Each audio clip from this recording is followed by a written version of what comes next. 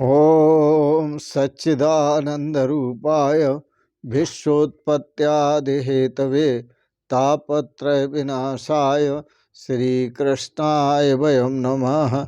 श्रीकृष्णाय वयं नमः।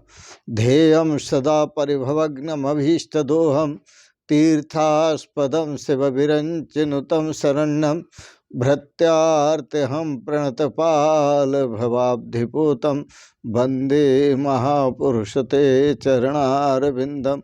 वंदे महापुरुष ते चरणारविंदम।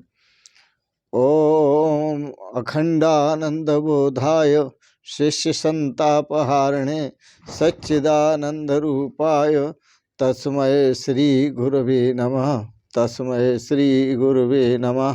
तस्मै श्री गुरवे नमः। पूर्व प्रसंग में आप श्रवण कर रहे थे, राजा परीक्षित ने 3 अश्वमेध यज्ञ किए।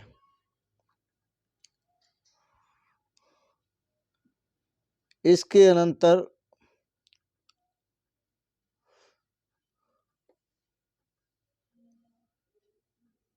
जिसमें जो धर्म के 4 चरण हैं, उसमें धर्म सर्वोपरि है, सत्य सर्वोपरि है। महाभारत में सत्यदेव की कथा आती है। लक्ष्मी बहुत चंचला है, यह किसी के पास भी नहीं ठहरती। आपकी पीढ़ियां हैं, किस पीढ़ी में लक्ष्मी चली जाए छोड़ करके कुछ पता नहीं है। राजा महाराजाओं के महल, सुंदर से सुंदर महल खाली पड़े हुए हैं, कबूतर बीट करते हैं। तो लक्ष्मी बहुत चंचला है, किसी न किसी पीढ़ी में वह चली जाएगी, ये निश्चित समझना। एक दिन प्रातःकाल राजा सत्यदेव के दरवाजे पर एक स्त्री खड़ी हुई थी। राजा सत्यदेव ने देखा और देख कर के उस स्त्री से पूछा बाहर आकर, हे सुंदरी, तुम कौन हो? वह सुंदरी बोली, मैं लक्ष्मी हूं, लक्ष्मी।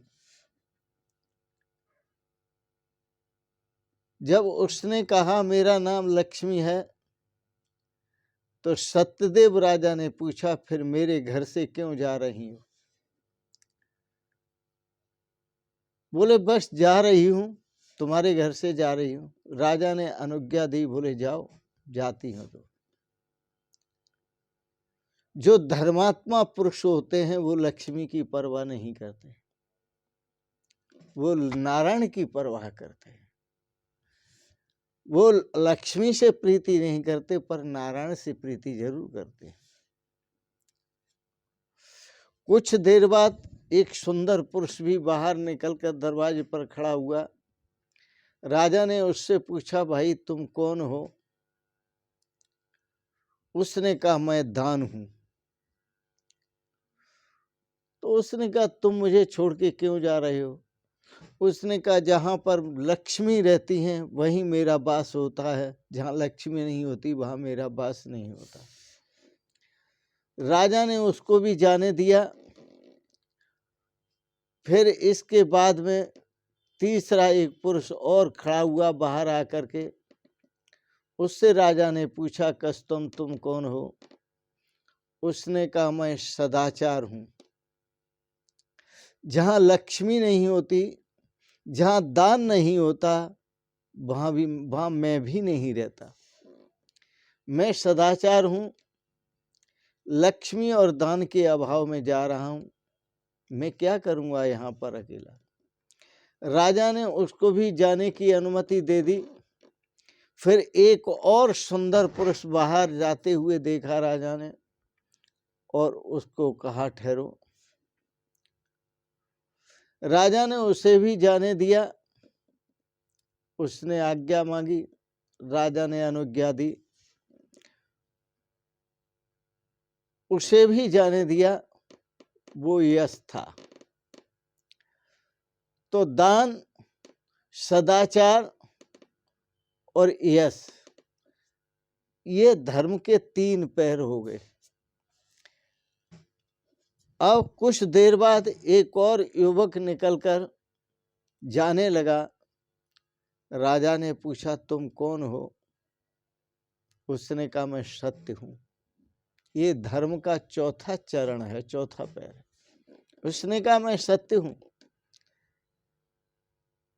राजा ने कहा, सत्यदेव ने बोले, आप मेरे यहां ठहरिए, मैं आपको छोड़ना नहीं चाहता। उस पुरुष ने कहा, राजन, जहां लक्ष्मी रहती है, दान रहता है, सदाचार रहता है, यश रहता है, मैं वहीं रहता हूं। जब ये चारों चले गए तो मैं अकेला आपके यहाँ रहकर क्या करूंगा? अर्थात मैं भी उनके साथ ही जाऊंगा। तो सत्यदेव राजा ने कहा, मैंने तो आपको कभी छोड़ा नहीं, सत्य को मैंने तो आपको कभी छोड़ा नहीं, फिर आप मुझे छोड़कर क्यों जा रहे हैं? ऐसे आपको अपने पास रखने के लिए मैंने लक्ष्मी को तो छोड़ा, यश को छोड़ा, त्याग को छोड़ा, दान को छोड़ा, तप को छोड़ा, सबको छोड़ा, लेकिन आपको मैं जाने नहीं दूंगा। अब राजा की इस प्रकार से प्रार्थना सुनकर सत्य नहीं गया, और जब सत्य नहीं गया, राजा के पास सत्य रुक गया। जब राजा की विनम्र भाव से प्रार्थना की गई और वह सत्य ने सुनी, तो सत्य मुश्किल में पड़ गए, क्योंकि राजा ने कह दिया, मैं वापस आपको जाने नहीं दूंगा, आपको वापस लौटना है। सत्य वापस लौट आया। जब सत्य वापस लौट आया सत्य देव के यहाँ, तो जहाँ सत्य होता है वहाँ लक्ष्मी भी होती है, दान भी होता है, सदाचार भी होता है, यश भी होता है, पवित्रता भी होती है। सदाचार भी होता है, पवित्रता भी होती है, वहाँ सब होते हैं। सत्यदेव राजा ने स्पष्ट कर दिया कि सत्य मेरा सर्वस्व है। मनुष्य को सत्य मार्ग पर हमेशा चलना चाहिए, और सत्यदेव ने सत्य मार्ग पर चल करके सबको वापस बुला लिया। जहाँ सत्य होता है वहाँ लक्ष्मी होती है, दान होता है, सदाचार होता है, यश होता है। यह स्पष्ट ही है, सत्य ही सर्वस्व है। सत्य है तो सब कुछ है, और सत्य नहीं है तो कुछ भी नहीं है। सूत जी वर्णन करते हैं,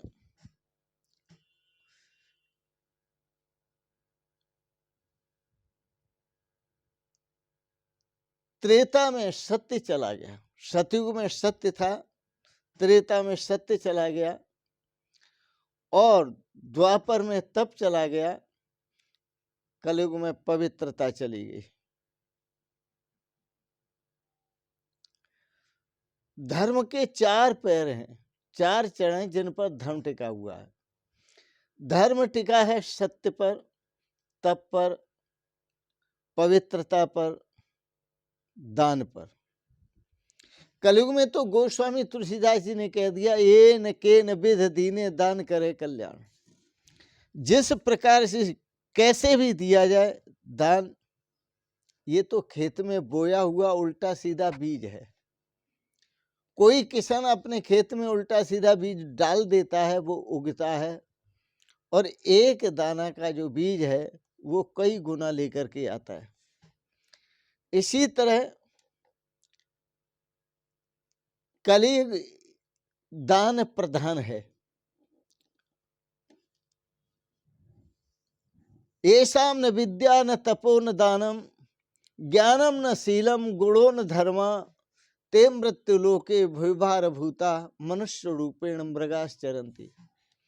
जिनके पास विद्या नहीं है, अध्यात्म विद्या नहीं, विद्या नहीं बाँव बल, नए खर्चन को दाम, तुलसी ऐसे पतित अपंग की, अब आप ही लाज रखो।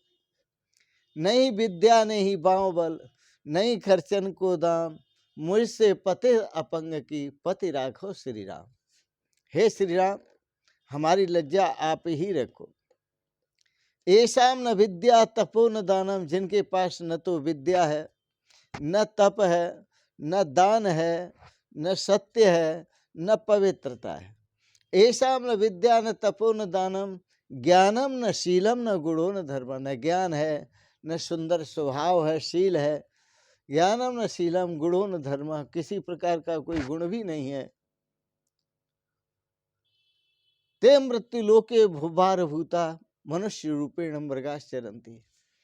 जिनके पास ये चारों में से कुछ भी नहीं है, न सत्य है, न दया है, न दान है, न तप है, न पवित्र आचरण है, तो उनके पास कुछ नहीं, वो पशु की तरह जीवन जी रहे हैं। सतयुग में ये चारों थे, द्वापर में 3 रह गए, त्रेता में 3 रह गए, द्वापर में 2 रह गए, अब कलयुग में 1 रह गया। कलयुग केवल नाम आधारा, सुमिर सुमिर नर उतर नहीं पा रहा। नाम का ही दान करो और नाम का ही सेवन करो। ये कलिकाल न साधन दूजा, जोग यज्ञ जप तप व्रत पूजा। रामाय सुमरिय गाइय रामाय, संतत सुनिय राम गुण ग्रामय। संतों से सुनो, राम जी के गुणों का गायन सुनो संतों से, और राम जी का ही भजन करो, राम जी का ही चिंतन करो। आज कलयुग में मोदी जी और योगी जी ने राम नाम के प्रभाव को दिखा दिया। इनके अंतः में राम नाम गूंज रहा है, इनके अंतः में राम नाम की हिलोरें उठ रही हैं, इनके अंतः में राम के पहाड़, राम नाम के पहाड़ उठ रहे हैं। और उस पहाड़ के ओट में इन्होंने राम मंदिर खड़ा करवा दिया, और किसी प्रकार का कोई विवाद नहीं, किसी प्रकार का कोई झगड़ा नहीं। धन्य है भारतवासी जो पुनः राम की तरफ लौटे। जो पहले कहा करते थे हमारे बुजुर्ग, आपस में मिला करते थे, नमस्कार किया करते थे, वो कहा करते थे राम राम जी, राम राम जी, राम राम जी, राम राम जी, राम राम जी। कहने वाला भी राम है, सुनने वाला भी राम। तो इसलिए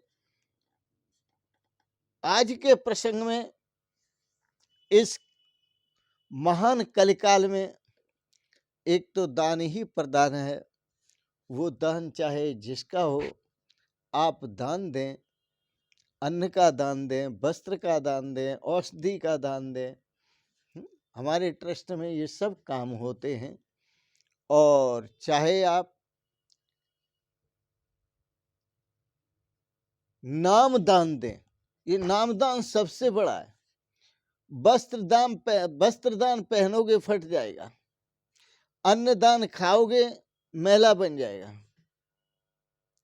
घर दे दोगे गिर जाएंगे, जीर्ण हो जाएंगे। लेकिन नामदान कभी पुराना नहीं होता, वो कल्याण करके ही छोड़ता है। नामदान सबसे श्रेष्ठ है। तो ये संत क्या करते हैं, नामदान देते हैं, कलयुग में भी देते हैं।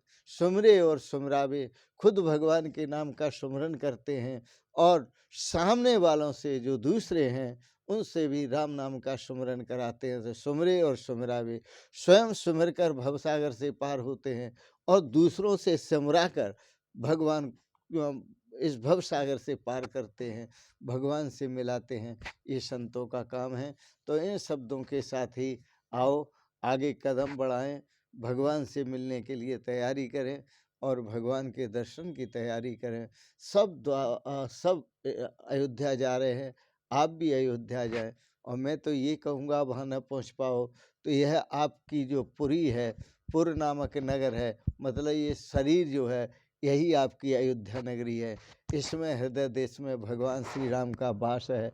आओ हम यहाँ बैठ करके सभी उन्हीं का ध्यान करें, और ध्यान करते हुए उस परम श्रेय को, परम आनंद को परम सुख को, परम शाश्वत शांति को प्राप्त करें। इन शब्दों के साथ ही वाणी को विराम देंगे। आपने बड़े प्रेम और श्रद्धा से श्रीमद् भागवत पर भगवत चर्चाओं को श्रवण किया, इसके लिए बहुत बहुत अनुग्रहित हैं। और अंत में आप सबको बहुत बहुत मंगलमयी शुभकामनाएं, बहुत बहुत आशीर्वाद, बहुत बहुत प्रणाम। ओम शिवोहम शिवोहम शिवोहम।